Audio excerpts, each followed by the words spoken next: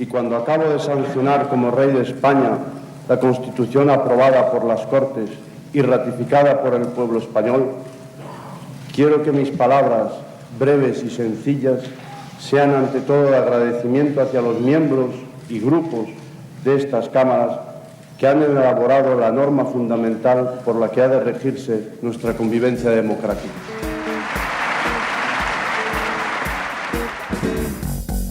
Con la Constitución española de 1978 se dio forma jurídica y política a un régimen con un sistema de partidos muy concreto y también a una cultura de pactos que se vendió como el gran patrimonio democrático de España. La Constitución tuvo un amplio respaldo electoral y poco a poco, y gracias a los medios de comunicación, se fue imponiendo también una narrativa muy favorable sobre la transición y sobre un tal Juan Carlos I. La monarquía se erigió, de hecho, como significante con muchos significados. Era una exigencia de buena parte de las élites políticas provenientes de la dictadura, parecía la garantía de que los militares no dieran un golpe de Estado, representaba la unidad de España, era el símbolo del Estado español, tanto hacia adentro como hacia afuera, especialmente hacia América Latina, y el rey campechano era además el gran embajador de las empresas españolas, a cambio, eso sí, de la correspondiente comisión. Aunque menos avanzada que la republicana de 1931, es innegable que la Constitución del 78 se inscribía en la tradición del constitucionalismo europeo de posguerra. No era el régimen político español definido por la norma fundamental menos democrático que los de otros países europeos, aunque lógicamente España se pareciera en lo político y en lo social pues más a países de la periferia mediterránea europea que a la República Federal de Alemania o a Francia. Se podrían debatir muchas cosas sobre aquel proceso de transición. En particular, nosotros podríamos volvernos a hacer muchas preguntas sobre el papel de las izquierdas y en particular sobre si el PC se equivocó al cambiar su estructura sectorial por otra territorial centrada en lo electoral a cambio de un premio en forma de poder político que luego los resultados electorales no le dieron. Podríamos hablar de la violencia política durante la transición, podríamos hablar de los mitificados pactos de la Moncloa, de los sindicatos, de Suresnes y de los apoyos políticos internacionales y mediáticos a Felipe González, podríamos hablar sobre el papel de los medios de comunicación y los periodistas en la transición. Todo ello, por mucho que lo hablemos, no cambia una verdad quizá dolorosa para la izquierda radical, pero no por ello menos verdad. Los refrendos sobre la reforma política, sobre la propia Constitución y los resultados electorales del 77, del 79 y los de después señalaron un innegable apoyo popular al proceso, a su Carta Magna y al sistema político del 78. Esto es así. Y además España dejó de ser una dictadura para ser una democracia. Una democracia oligárquica, obviamente. Pero ¿qué democracia europea no es oligárquica? Esa cosa que repite mucha gente de izquierdas de en Europa no se consentiría a los fascistas lo que se les consiente en España, eso es una chorrada. En Europa se les consiente tanto o más que aquí. Lo de España como problema y Europa como solución es una consigna que a estas alturas podemos definir como impresentable. Sin embargo, no os asustéis porque hay un sin embargo, la clave hoy, en 2024, es que el mundo político del régimen del 78 ya no existe. Los Fernández Miranda, los Fraga, los Abril Martorell, los Carrillo, los Suárez se deben estar agitando en sus tumbas tanto más que Alfonso Guerra o Felipe González se agitan en su poco ejemplar vejez. Yo soy el régimen del régimen del 78, dijo Felipe González con voz aguardentosa que he tratado de imitar aquí. Y tanto, presidente, usted es de un lugar en el que se fumaban puros en los restaurantes, pero es que ahora no se puede, presidente. Y seguro que su médico le ha recomendado más de una vez dieta blanda y proteína de soja. Creo, amigas, amigos y amigues, que no volverá el bipartidismo, aunque al PSOE y al PP les guste y pueda entender a eso. Caminamos, por el contrario, a mi juicio, hacia un cambio de régimen que la derecha y la ultraderecha ejecutarán sin contemplaciones cuando lleguen al gobierno. Y para ello tendrán el apoyo de buena parte del Estado, de buena parte de las élites judiciales, de las empresas, de los medios, de la Unión Europea y de la OTAN también. Lo que tienen enfrente las derechas, del PSOE a Podemos, pasando por Junts, el PNV, Esquerra Republicana, lo que quede de Sumar o Bildu, eso lo tenemos mucho más difícil y ni siquiera hay una movilización social que respalde a ese bloque que ni siquiera se ve a sí mismo como un bloque. Pero eso no cambia que ese bloque no tiene más alternativa que asumir una dirección de Estado para cambiar el sistema político, para cambiar de régimen, aunque solo sea para sobrevivir. Y eso hoy solamente podría tener un mínimo común denominador: la Tercera República. Bienvenidos y bienvenidas a La Base. La Base, con Pablo Iglesias, Irene Zugasti, Manu Levín e Ina Afinogénova. Hoy en La Base hablamos de constitucionalismo, de la Constitución española y de la reforma de la Constitución mexicana, una Constitución revolucionaria. Vamos a aprender muchas cosas hoy. Irene Zugasti, ¿qué nos traes? Bueno, pues vamos a ir 46 años para atrás y a partir de ahí vamos a revisar un poquito por qué se nos está quedando muy viejita esa Constitución ¿Cómo española? me duele que digas 46 años para atrás? En fin. Manu Levín, ¿tú qué tal? ¿Qué tal, Pablo? ¿Cómo estás? Vamos a ver cuáles siguen siendo, por una parte, los discursos que aparecen cuando llega el Día de la Constitución en España, pero vamos a ver otros elementos también que nos hablan pues, de algunas cosas que ya planteabas en el editorial, de ciertas rupturas de la situación que había hace algunos años. Y como los republicanos españoles corriendo al abrazo de Lázaro Cárdenas, vámonos a México. Ina. Vámonos a México porque introdujeron cambios en 6 artículos constitucionales y creo que Zugasti me da la razón. Cualquier feminista en Europa envidiaría, ¿no?, ese avance que han hecho. Hoy no podía faltar Raúl Sánchez Cedillo hablando aquí de constitucionalismo. Arrancamos, Xavi. La Base de datos. Informa Irene Zugasti. Todo tuyo. La Constitución española, la Carta Magna, la clave de bóveda del Estado de Derecho, la pesadilla de los estudiantes de oposición, cumple ya 46 años. Mi edad, vaya, digamos que es una madurita interesante.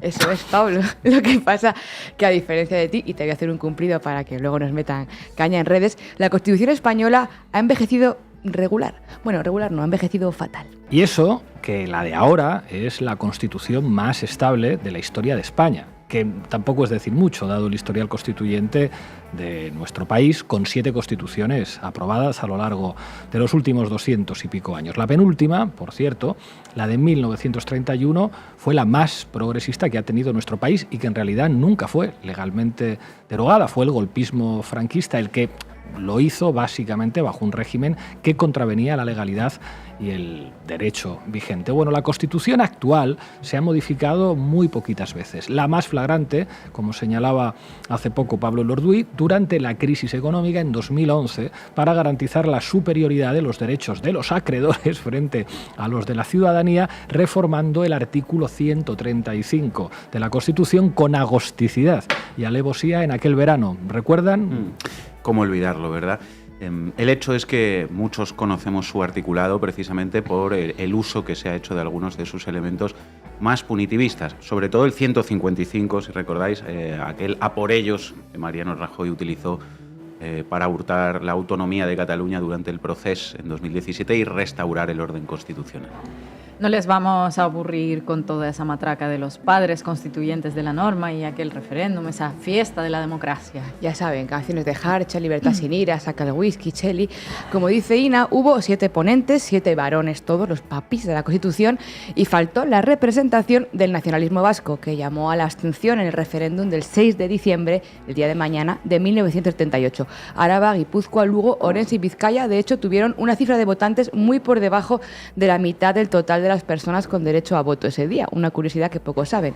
Por cierto, que algunos de los mantras más cacareados, como eso de que la Constitución la votamos todas y todos, en realidad hacen aguas. El censo de la época fue un caos, un episodio también muy poco comentado, que he explicado, por ejemplo, en Vida Web, y en todo caso hay menos personas vivas que votaron la Constitución que aquellas que no han podido decidir sobre ella.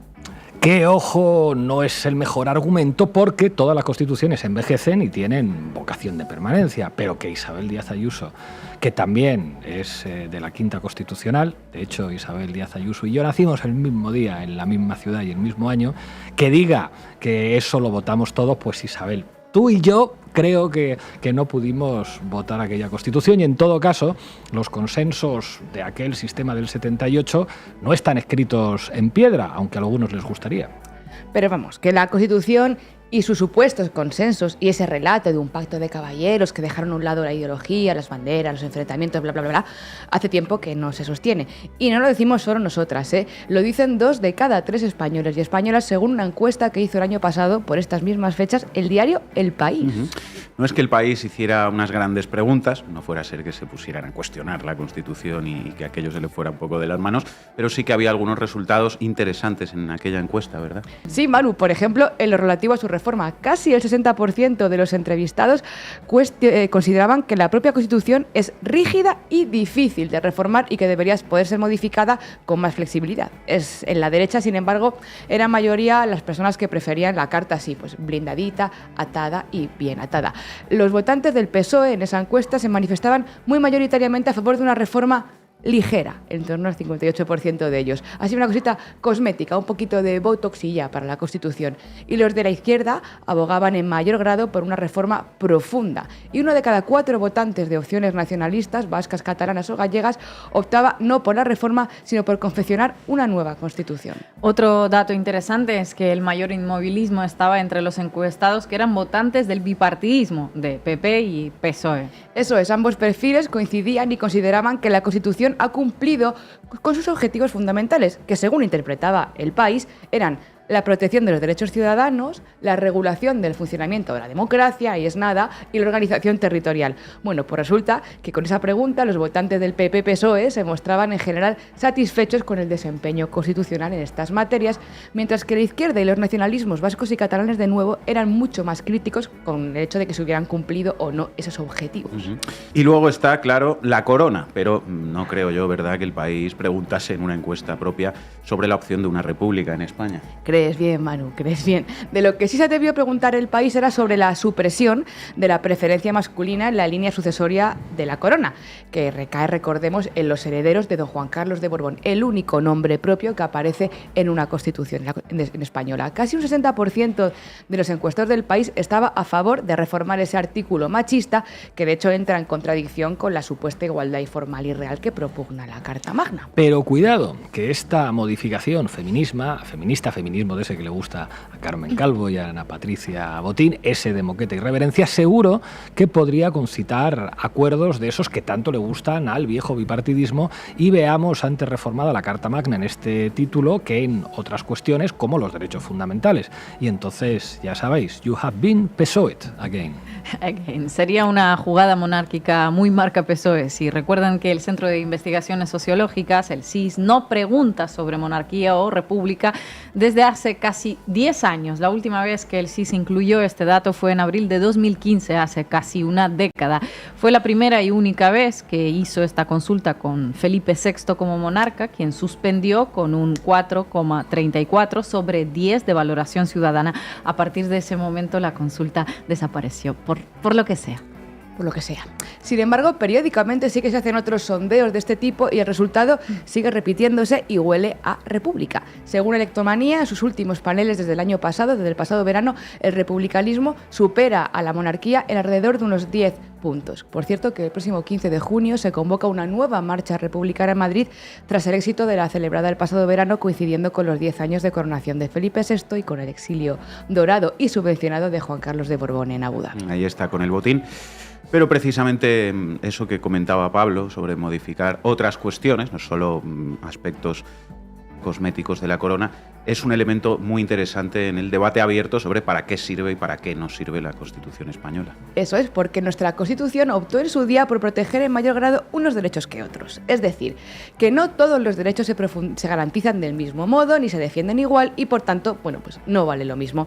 Para ello es necesaria, en realidad, una lectura detallada del título primero, que es el de los derechos y deberes fundamentales, que no les vamos a explicar con toda la complejidad, pero vaya, que básicamente los distribuye en 3 categorías según qué protección judicial y normativa tengan. Y siendo concisas, hay un primer grupo que tiene como un máximo nivel de protección y garantía constitucional, un segundo grupo con un nivel intermedio y un tercer grupo a los que la Carta no llama derechos, sino principios rectores de la política económica y social. Es decir, que sería que son los que tendrían que guiar el día a día del funcionamiento de las instituciones y de los poderes públicos para garantizar que esos derechos se cumplen. Estamos volviendo a constitucional en la facultad, Pablo. Entre ellos están, pues, por ejemplo, el derecho al medio ambiente, a la protección de la salud, a la vivienda digna, a las pensiones. ¿Cómo molaba el derecho constitucional o derecho político? O sea, que los derechos sociales en la Constitución de 1978 se consideran principios rectores, como bueno, cuya eficacia en realidad depende de la buena voluntad del legislador y de sus señorías, mientras que los derechos individuales como la propiedad privada sí que tienen el máximo nivel de protección jurídica. Eso es, en realidad, si lo piensas, tiene tela, ¿eh? La salud laboral, las pensiones, el medio ambiente y la vivienda digna tienen menor amparo constitucional que el derecho y deber de defender España o el derecho a la propiedad privada y a la herencia. No obstante, la Constitución tiene, como todo texto jurídico, intérpretes. Es decir, que es una herramienta que también tiene un alcance en función de la proyección de esos derechos que depende de quién lo interprete. Y el Tribunal Constitucional es, en el caso español, el supremo intérprete de la Constitución. Y bueno, pues ya hemos hablado muchas veces aquí en este podcast sobre el origen social de los jueces en España, sobre los procesos de selección de la élite judicial y sobre sus mecanismos de reproducción. Basta con decir que en febrero de 2011 el barómetro del CIS preguntó: ¿cree que los jueces y juezas en general son más bien conservadores, más bien progresistas o ni uno ni lo otro? El 45,2% de los encuestados contestó que eran más bien conservadores, frente al 12% que creía que eran más bien progresistas y al 18,6% que optó por la tercera opción, ni lo uno ni lo otro. Solo una décima parte de la carrera judicial está afiliada a la única asociación progresista. La inmensa mayoría de los jueces asociados lo están en la asociación históricamente más conservadora. Así que ya bien, ¿quién interpreta la Constitución? En mi caso, una vez en un examen de oposición me preguntaron si me sabía la lista de memoria de los padres de la Constitución, como si fueran los Reyes Godos o las tablas de multiplicar. Cuando contesté me preguntaron que cuántos quedaban vivos. La verdad que no supe dar la respuesta. Miquel Roca y Junyent y Miguel Herrero Rodríguez de Miñón son los dos padres vivos de los 7 de la Constitución, son los dos que quedan. Uno fue el abogado defensor de la infanta Cristina de Borbón en el caso Nos y el otro es miembro permanente del Consejo de Estado, ese cementerio de elefantes. Dice el Ordui que la Constitución del 78 sentó las bases de un acuerdo entre generaciones de guerra y nacidos después de 1939. Mucha de esa gente, como cantaba Jarcha, solo deseaba su pan, su hembra y la fiesta en paz. Otra mucha no.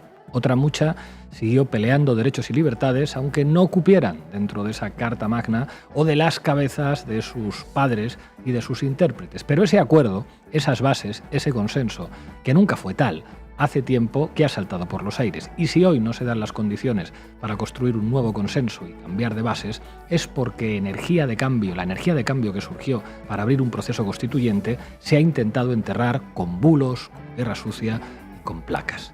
Pero por aquí seguimos dando la batalla hacia esa meta. Y si hoy no la hay, sin duda, ya la habrá. Gracias.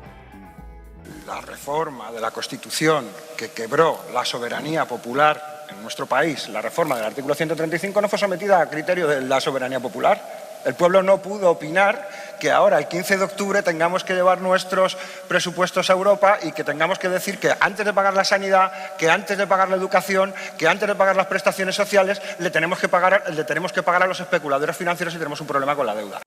Qué joven estaba Rafa Mayoral. Manu Tú Levin. también estabas más joven, Pablo, en aquel año. Vamos, Y tú compañeros. con ese moñito aquí. Y yo también. Nos cortamos la coleta y el moño. En fin. Vamos, compañeros. Titulares al banquillo. El análisis mediático de Manu Levin. Bueno, quedan pocas horas para un nuevo 6 de diciembre, Día de la Constitución Española, y como cada vez que nos aproximamos a esta efeméride, proliferan en los grandes medios de comunicación contenidos de abierta apología de la Constitución del 78 con los marcos mentales habituales. Un ejemplo, la tribuna de Ciudad Real: con la Constitución celebramos el acuerdo entre españoles, entre unos más que otros, me parece, y también con la elección completamente inocente, eso sí, de los protagonistas habituales. Por ejemplo, esta ha sido una de esas inocentes elecciones de Radio Televisión Española para su reparto de este año. Plano General recibe a Manuel Pizarro en el Día de la Constitución. La Constitución goza de buena salud. pero como todas las leyes, no se cumple a veces. Los reyes estuvieron en su sitio en Valencia y Felipe VI lo está como gran cumplidor de la Constitución, pues ni siquiera el rey está por encima de la Carta Magna. Son los titulares que dejó Manuel Pizarro, apología de la Constitución del 78 y de la monarquía, en una entrevista mano a mano entre estos dos ilustres señores. El entrevistador, Genaro Castro, miembro del Consejo de Radio y Televisión Española a propuesta del PP, y su invitado, el susodicho Manuel Pizarro. ¿Os acordáis de él? Vaya que si nos acordamos. Don Manolo Pizarro Moreno, exdiputado del Partido Popular, actual vicepresidente de FAES, el think tank de José María Aznar, presidente de la Real Academia de Jurisprudencia y Legislación y miembro, por supuesto, del Consejo de Estado, expresidente de la Bolsa de Ibercaja y de Endesa, un demócrata. Y descendiente de un linaje de también grandes demócratas. Su abuelo fue Manuel Pizarro Cenjor, general franquista de la Guardia Civil, gobernador civil de Granada y después de Teruel, donde se dedicó a la democrática tarea de aniquilar a los maquis, los guerrilleros que luchaban contra la dictadura.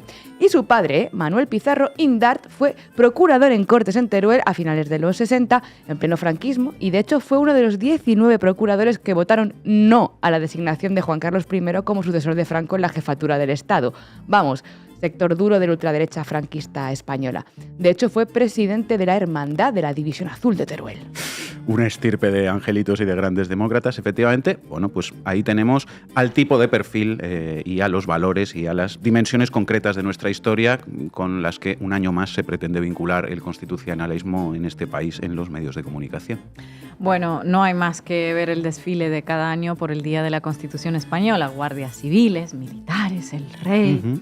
Bueno, la representación gráfica de una constitución civil y democrática, de una democracia plena. Bueno, dentro de ese gran marco mental, que es el de la apología rancia de la Constitución y del régimen del 78, hay también, como de costumbre, piezas en las que se pueden identificar, hilando un poquito más fino, los marcos de inmovilismo o de reforma cosmética o simbólica, los marcos de la derecha y el de la progresía, respectivamente. Heraldo, Mariano Rajoy en Barbastro. No hace falta modificar la Constitución, hace falta cumplirla.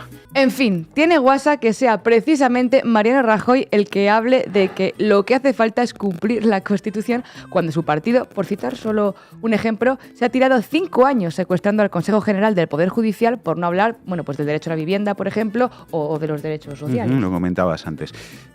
Otra cosa no, pero ya sabemos que guasa Mariano Rajoy tiene. Pero eso, derecha, no hace falta modificar la Constitución, y progresía. La Vanguardia, Armengol celebra el aniversario de la Constitución y su primera reforma social con el artículo 49. La reforma del artículo 49 pactada entre el PSOE y el PP, para quien no lo tenga en la cabeza, básicamente lo que ha hecho es cambiar en el texto constitucional el término disminuidos por personas con discapacidad, que está muy bien. Pero bueno, para que entendamos hasta dónde llega el margen de cambio constitucional en el marco de la progresía. Bueno, a no ser que el cambio que se plantee sea en beneficio de los grandes poderes económicos a los que representan tanto el PP como el PSOE. Ahí se puede cambiar la Constitución en 24 horas, sin debate, para constitucionalizar el neoliberalismo en España sin ningún problema. ¿O no recuerdan la reforma del artículo 135? ¡Yum! La recordamos de nuevo, nos acordamos perfectamente, por desgracia.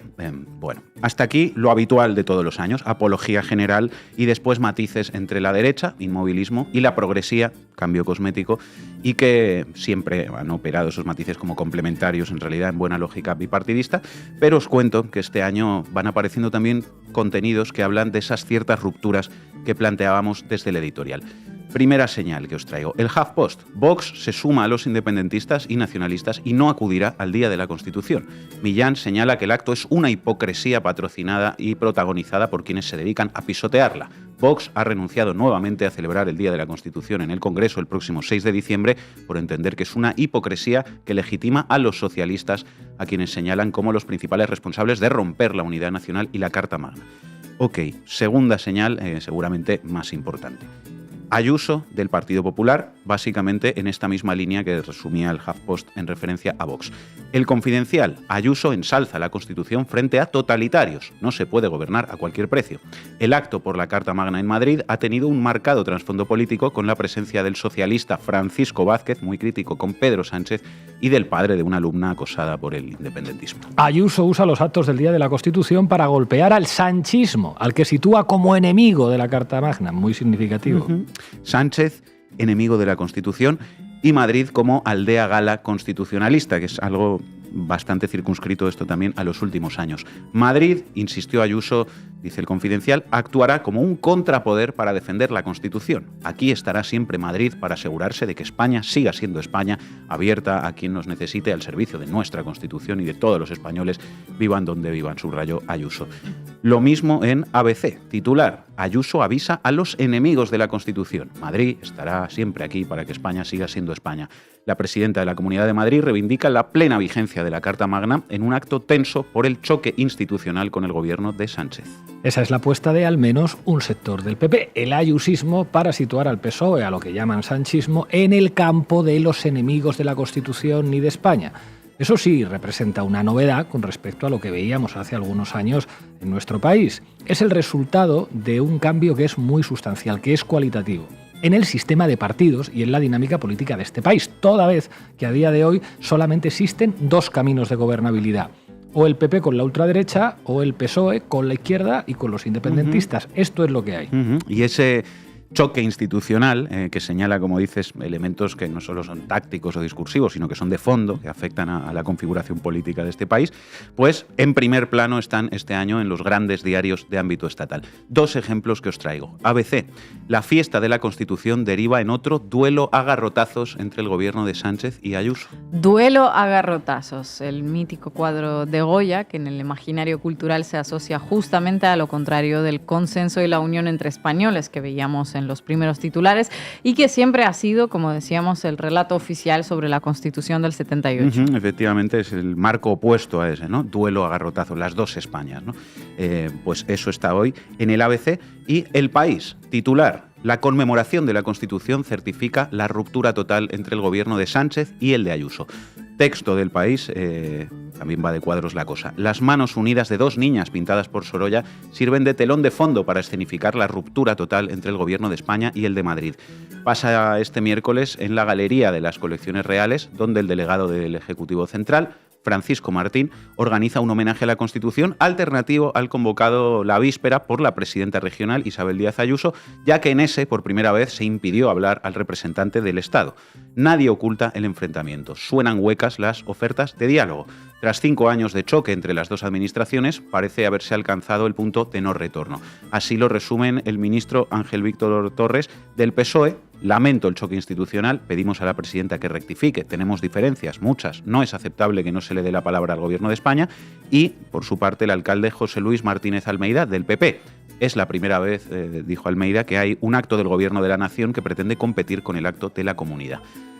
Prosigue El País. En el acto, organizado en el corazón de Madrid por el Gobierno de España, están representados el PSOE y Más Madrid. No hay nadie de Vox, tampoco del Partido Popular. En el día de la Constitución de todos, hasta lo que genera consenso es motivo de disputa, lamenta El País. El delegado Martín reclama al gobierno de Ayuso que se deje de excusas y modifique el Estatuto de Autonomía para eliminar de su texto la palabra minusválido y sustituirla por persona con discapacidad.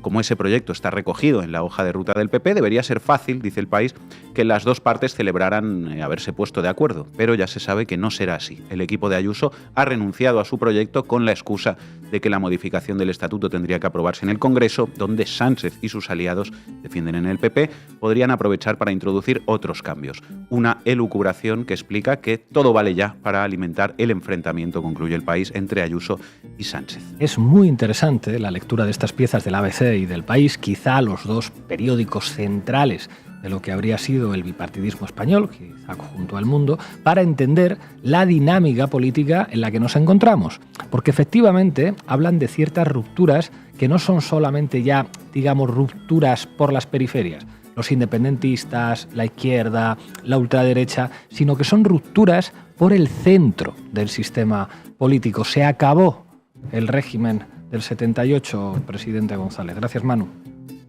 Suscríbete al canal de Pablo Iglesias ahora. Haz caso a Jeremy Corbyn. Por favor. Entra en la web y suscríbete a Canal Red. Ahora. Qué grande, Jeremy Corbyn. Ina Fino Génova. Vamos, compañeros. ¿Pa' qué me invitan? El análisis internacional de Ina Afinogénova. Una de las constituciones más feministas del mundo iba a ser la de Chile, pero el referéndum constitucional de septiembre de 2022 dio como resultado un contundente no a la nueva Carta Magna. 2 años después, es otro país el que adelanta en feminismo constitucionalista a la mayoría de los estados del mundo. Hoy volvemos a hablar de México. Semanas después de que Claudia Sheinbaum asumiera la presidencia, el país aprobó una serie de reformas constitucionales y ordenamientos jurídicos que convierten su Carta Magna en una de las más feministas del mundo. Bueno, cuéntanos cuáles son esas reformas. Bueno, se modifican 6 artículos de la Constitución, se introducen 7 leyes secundarias, todo para garantizar el derecho a la igualdad sustantiva, la perspectiva de género y el derecho de las mujeres a una vida libre de violencia. Por cierto, lean el artículo que ha escrito Irene Zugasti en Diario Red si quieren entender mejor por qué se trata de todo un modelo de constitucionalismo feminista. Gracias, compañera, por tu trabajo. ¿A qué se refieren introduciendo la igualdad sustantiva entre hombres y mujeres? La presidenta mexicana lo explicaba así durante su mañanera.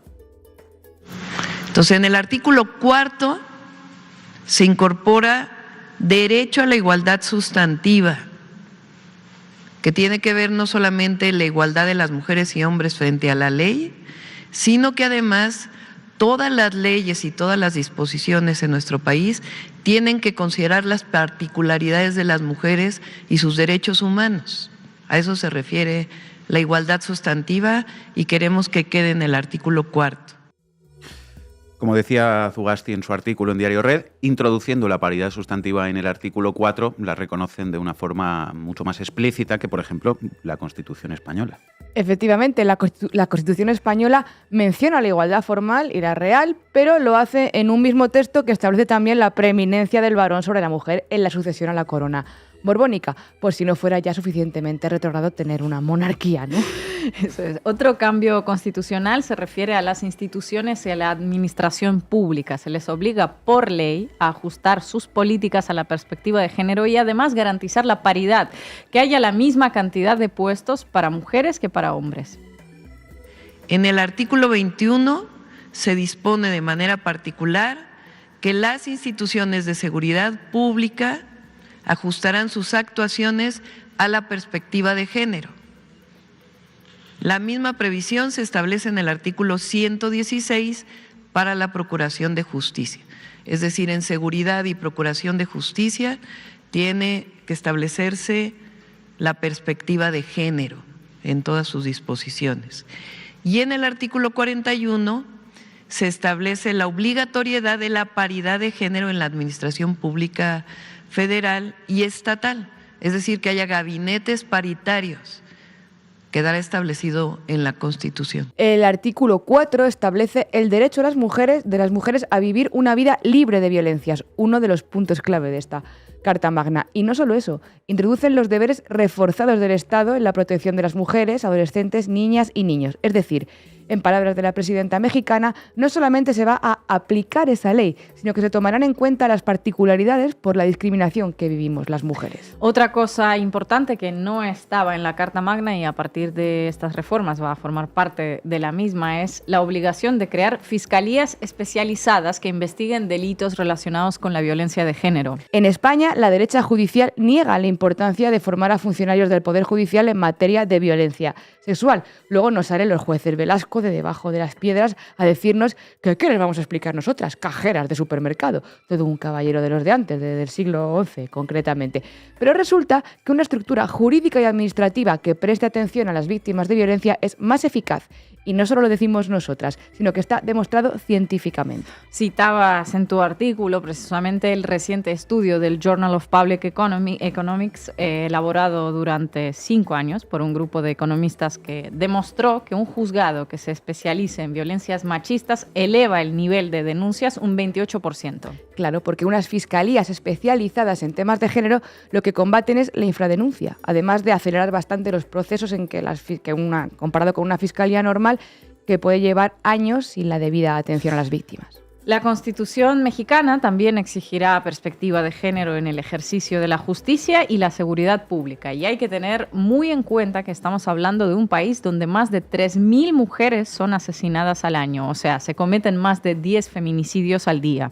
Una cifra inaceptable que es a la vez un recordatorio de que pese a los avances en leyes y protocolos, que en México se han hecho muchos últimamente, los patrones patriarcales siguen siendo muy presentes en ese país y en toda América Latina y el Caribe, donde las cifras son similares. Y claro, uno de los pilares de la erradicación de la violencia machista es despatriarcalizar las instituciones. Menos jueces Velasco, de nuevo. México está dando sus primeros pasos en este camino. También se establece la igualdad salarial como principio constitucional. ¿Verdad? ¿Se imaginan algo así en otras latitudes?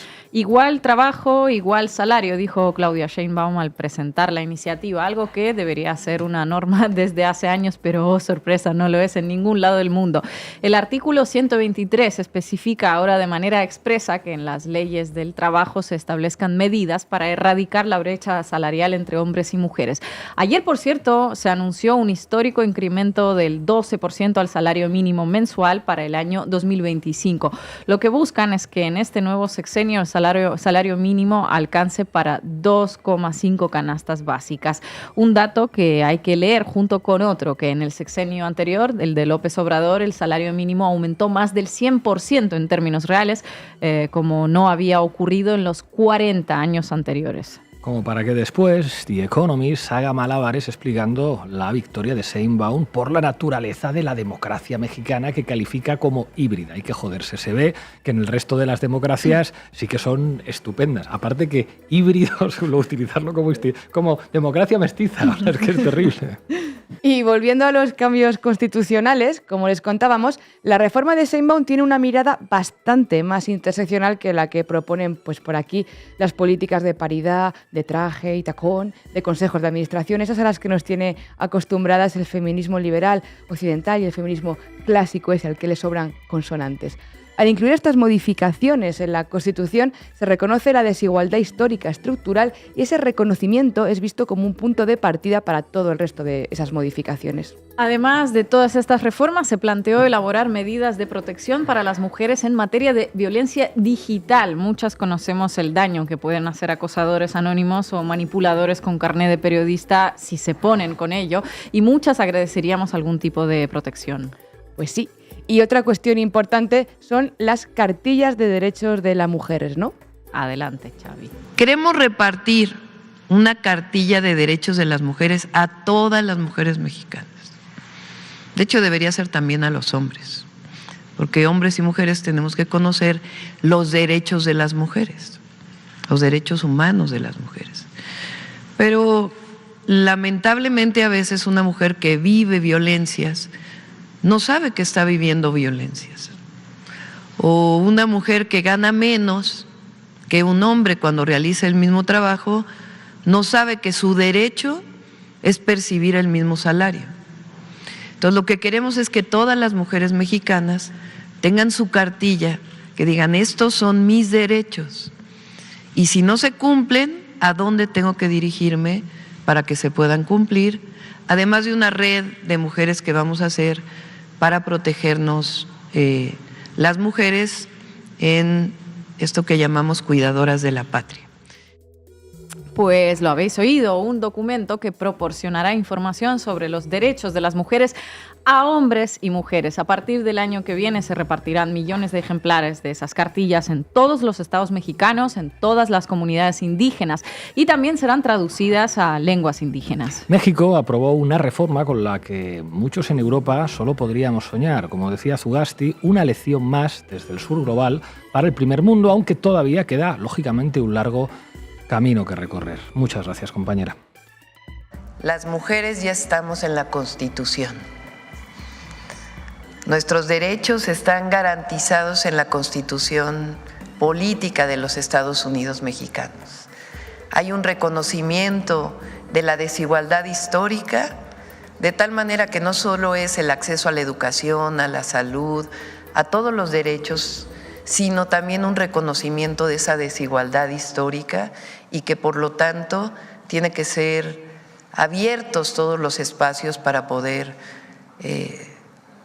resolver esa desigualdad histórica para las mujeres. Hoy contamos con Raúl Sánchez Cedillo para hablar de constitucionalismo. ¿Qué tal, Raúl? Muchísimas gracias por atender a La Base una vez más. ¿Qué tal? ¿Cómo estáis? Bueno, un planteamiento que hacíamos en el editorial y a lo largo del programa es el agotamiento del sistema político del 78, del régimen del 78, como sistema de partidos e incluso como sistema de gobierno más en general. O sea, digamos que una de las claves del éxito político del régimen del 78 es un sistema de partidos de 2+2.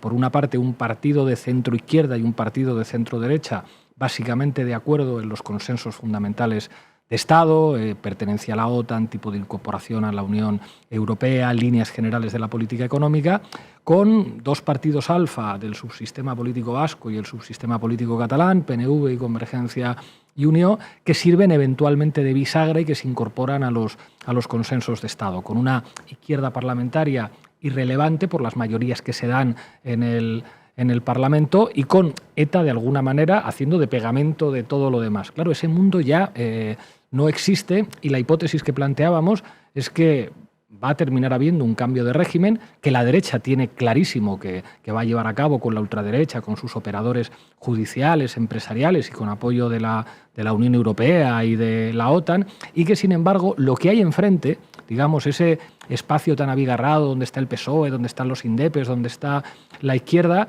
pues aunque lo tenga mucho más difícil, debería asumir que si no hay un cambio de régimen, digamos, por la izquierda o desde una perspectiva republicana, cuando lo haga la derecha no va a quedar espacio político para que sobreviva todo el mundo. Te quería pedir unos cuantos comentarios sobre esto. Bueno, yo creo que digamos que hay un aspecto fundamental que es que la Constitución es la codificación de una relación de fuerzas, ¿no? Eso Constantino Mortati, ¿no? Pues un gran intérprete desde la derecha o la extrema derecha de la Constitución italiana hacía esa distinción entre Constitución formal y Constitución material. Pese a que la Constitución española dice la nación española, es decir, define un constituyente completamente ficticio y problemático ya de suyo, la nación española, ¿no? La realidad es que fueron los partidos. La Constitución es una Constitución que consagra un estado de partidos. Y precisamente, como has dicho, la fragmentación del pluralismo político es un problema para el funcionamiento normal de la Constitución. Pero yo creo que hay otra corriente más de fondo que es precisamente una definición más amplia de la relación de fuerzas de la Constitución material, que es básicamente todos los artículos, los primeros artículos, ¿no?, de la Constitución, el 7 sobre los sindicatos, el artículo sobre los artículos sobre la definición del Estado de las autonomías, etcétera, ¿no? Son artículos que expresan, pues, un modelo que es el reconocimiento de una parte obrera, del movimiento obrero y de sus expresiones políticas. Y en esa medida copia la Ley Fundamental de Bonn y las constituciones welfaristas, ¿no?, que consagran el estado del bienestar. Ese ha sido el gran vaciamiento, porque esas fuerzas sociales han perdido esa capacidad de contrapoder efectivo, que luego se traduce en un vaciamiento del personal de las instituciones, de lo que podemos llamar, sí, dirección de Estado, que de facto ha estado siendo cómplice del no acatamiento de la Constitución, y eso se ha reflejado, pues, en la actual putrefacción de la judicatura en la que vivimos, ¿no? Entonces, hay esos dos procesos, la fragmentación del espacio político que permitía esos límites, ¿no?